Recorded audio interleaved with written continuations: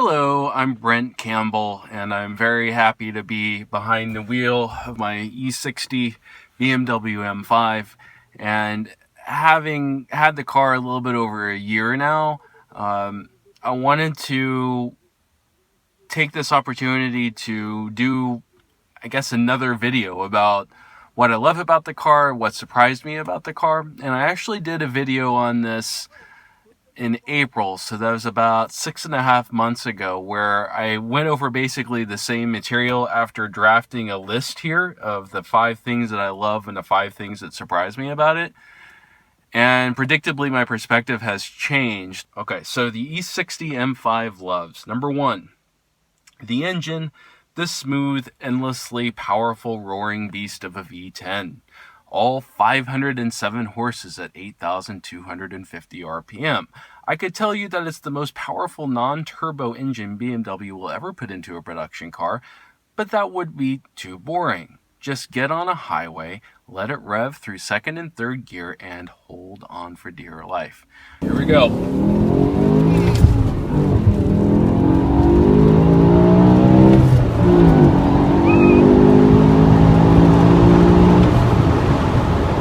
Number 2, the M button.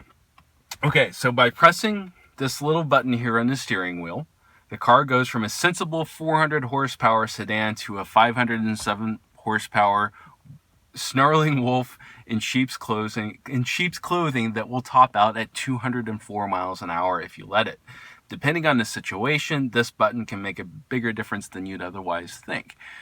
So I think a lot of people have had the reaction that it's kind of a gimmick.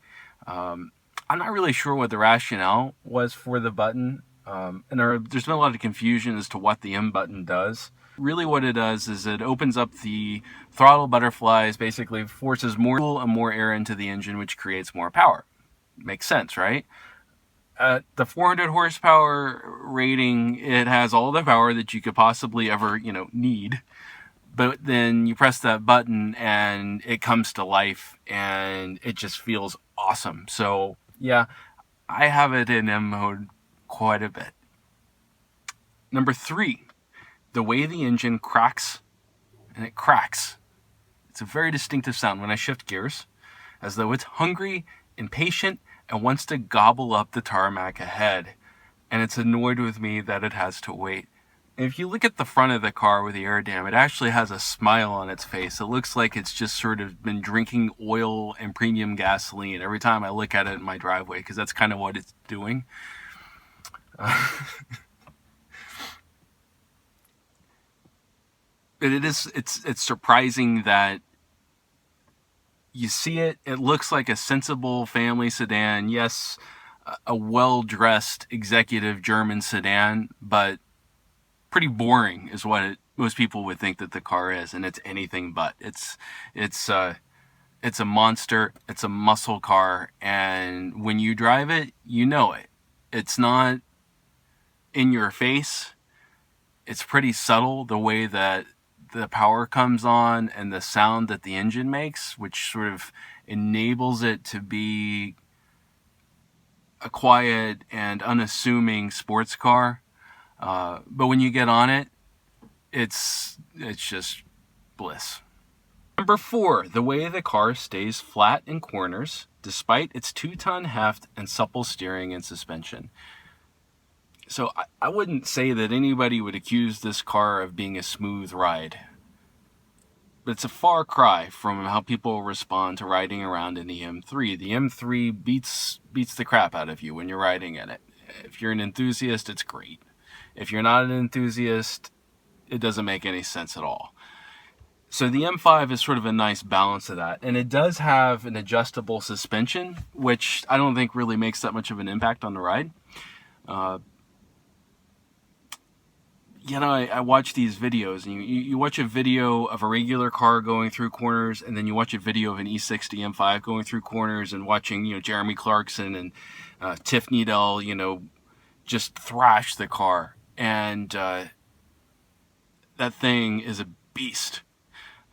You definitely need to know how to drive it, and I am not as good a driver as I need to be to get the maximum performance out of it.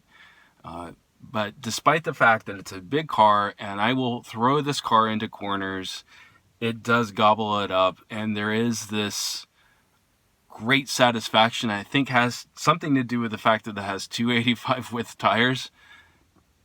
You don't ever feel like you're going to run out of grip. You may feel like you're slipping and sliding on the road a little bit, but it definitely stays flat and it definitely stays sure-footed, which is a considerable achievement for a comfortable four-door luxury sedan.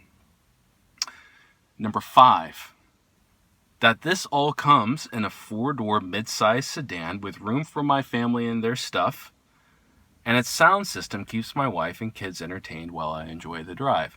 So yes, that's one of my loves of this car, is that I can be a car enthusiast and have a lot of satisfaction of driving with my family with me. And I can't do that in the M3. I couldn't do that in a Porsche. You can do that in M5. It's a comfortable, elegant, if you will, car. I think it's gorgeous. And, nobody's going to complain about riding around in it, even if they're not an enthusiast. It's still a nice car.